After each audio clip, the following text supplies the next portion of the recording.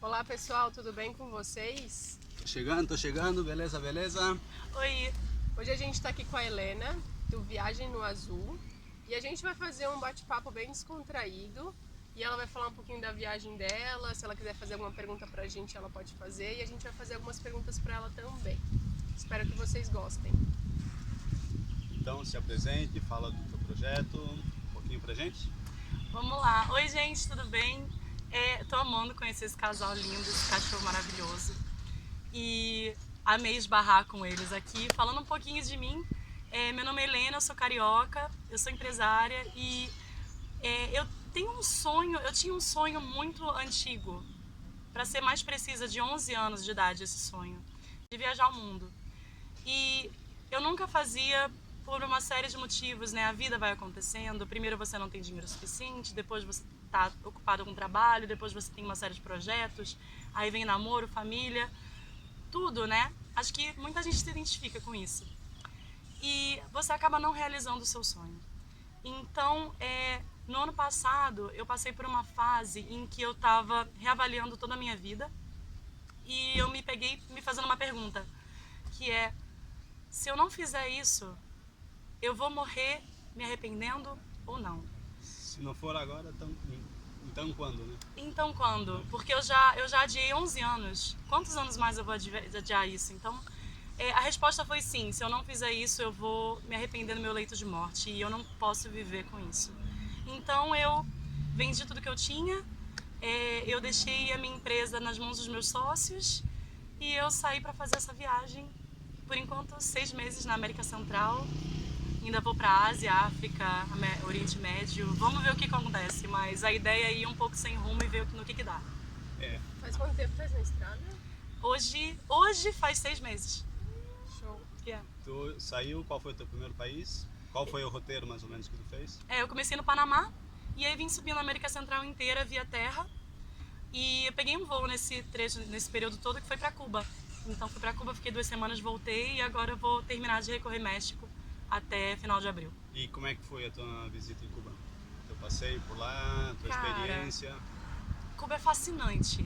É lindo, né? É não só lindo, como a parte da história. E você vê um pouco um ponto de vista diferente sobre a vida, você conhecer as vantagens e as desvantagens. Cuba não é preto e branco, tá, gente? Tem uma série de coisas que eles fazem muito certo e também tem uma série de coisas que são bem complicadas. Então acho que é melhor do que ter uma opinião é ir viver e ver na real o que acontece, porque a vida não é preto e branco. E não falta comida, né? Não falta comida. Isso é mentira. A gente sempre, antes de criar uma opinião, a gente prefere viver essa experiência para depois poder argumentar. A gente não acredita em coisas da internet, a gente usa a internet para pesquisa, não pesquisa em uma fonte só também, né? Então a gente sempre procura viver para depois poder falar, né? Isso é bacana. Eu não posso falar nada de Cuba porque a gente não conhece ainda, mas dos outros países a gente pode falar, né? Porque Exato. a gente trabalhou, a gente viveu, a gente conheceu as pessoas, conheceu a política de cada lugar, conheceu a cultura de cada lugar, então é legal essa vivência, né? Mesmo assim ainda vai ser diferente, porque eu vivi de uma forma, ela viveu de outra, o Diego viveu de outra, então vai ter países que marcaram mais para uma pessoa, que marcaram menos, isso vai depender de como vai ser a tua passagem por esse país. Com certeza. Eu acho que a gente tem que aprender a falar eu não sei. E aprender, ouvir mais do que falar. É verdade. Sim, isso é pura verdade. E agora quais são os próximos planos dessa viagem? Olha, como eu até falei com a Juana, eu tô numa fase de lua de mel, de viagem ainda. Não passei por tantos perrengues ainda de estrada. Então, ainda vou terminar de recorrer o México inteiro, vou passar aí por Chiapas, Oaxaca, capital, passear um montão. E eu vou voltar para o Brasil para o casamento do meu irmão, lindo, maravilhoso, ver todo mundo. E a próxima etapa dessa viagem, que vai ser um voo para o Japão e recorrer aí toda a Ásia, nessa parte eu tô querendo me desafiar e viver um pouco a vida como vocês estão vivendo. Começar a aprender como fazer dinheiro na viagem, a parar de gastar só as economias e realmente transformar isso numa fonte de renda, num modo de vida. E eu vou contando cada etapa do que eu tô vivendo aí no meu canal, no meu Instagram. A gente Podem vai seguir deixar lá. pra vocês aí embaixo, Viagem no Azul, pra vocês acompanharem ela. E o porquê desse nome Viagem no Azul? Olha, gente, eu sou obcecada por planilha, tá? O azul é da conta bancária. Então, uma coisa que eu fiz desde o início da viagem foi anotar 100% dos meus gastos, tudo, cada centavo. Então, no final de cada país, o que eu tenho feito é um resumo do quanto custa viajar naquele país, na minha maneira de viajar, né? Que é uma maneira relativamente econômica. E publicar isso pra galera saber quanto custa viajar de fato. Então, é Viagem no Azul, azul, sua conta bancária. Eu acompanhei um pouco no Instagram dela. Ela bota cada país o quanto que ela gastou, a hospedagem, alimentação, transporte. Isso. Ela vai lá e bota o valor de o tempo, os dias e quanto que ela gastou nesse período em cada país, né? É isso? Na Isso real. é legal pra vocês terem uma noção de preços, mas vai depender de cada pessoa, né? É. Exatamente. Tu vai comer restaurante ou não vai, se tu vai cozinhar ou não, se tu vai comer dentro do hostel, compartilhando a comida das pessoas, junto com as pessoas, tudo isso influi no custo, né? Se faz couchsurfing, se pede carona, se viaja de primeira classe, gente, aí... Mas vamos lá, que se a gente se identifica, a gente pode ter um custo parecido. Então, E como é viajar sozinha? cara, A grande pergunta, né? Uma mulher viajando sozinha, pode isso, gente? não só viajar sozinha, como pedir carona na beira de estrada, fazer amizade no metrô, no ônibus. Eu gosto de falar que o mundo é muito mais bonito e as pessoas são muito melhores do que a gente pensa. As pessoas são boas. Então, eu digo que o seu sentido mais importante é a intuição. Confia nela. Se você confiar nelas, você não vai ter problema na viagem. E na real, eu particularmente, nunca tive um problema de segurança por ser mulher. Eu acho que os problemas que eu tive de segurança foram normais. Tive meu celular furtado numa cidade. Só, Como a acho gente que... também teve, já passou por isso também.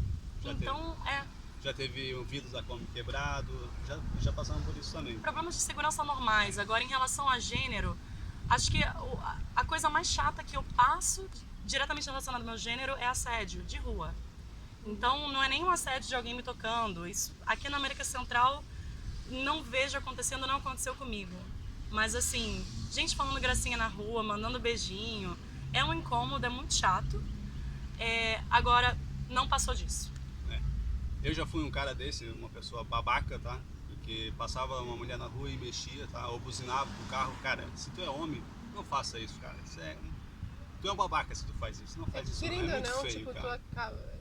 tu aprende de pequeno isso, né? Porque tu vê as pessoas fazendo e ninguém te reprime por isso. Sim. Então, agora que a nossa luta, ainda mais hoje que é Dia da Mulher, vamos falar sobre isso um pouquinho. A nossa luta é bem grande referente a isso, porque, cara, querendo ou não, a gente sai com medo na rua, né? Pelo Sai. menos eu saio todo dia pra caminhar e eu já cheguei a ter que voltar pra Kombi e falar pro Diego, eu não posso caminhar aqui porque os caras não me deixam caminhar na rua.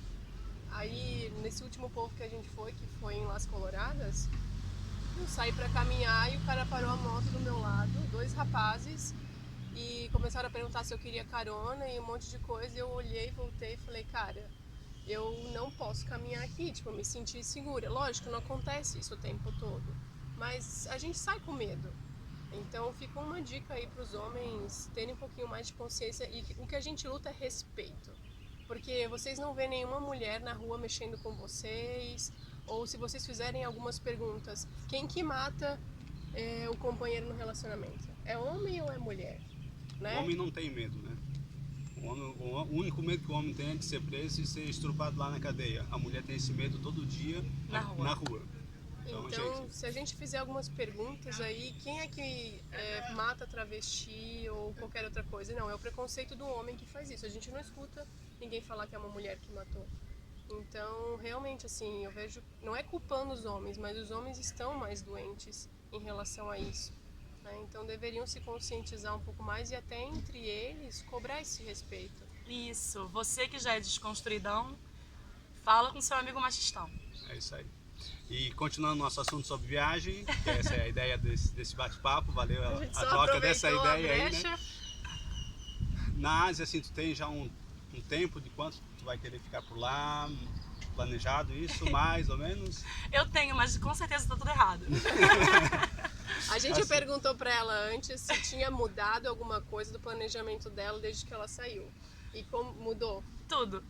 Tudo, É porque simplesmente. assim, eu acho que a única coisa que é realmente essencial você planejar bem é a parte financeira. Por mais que você vá errar também.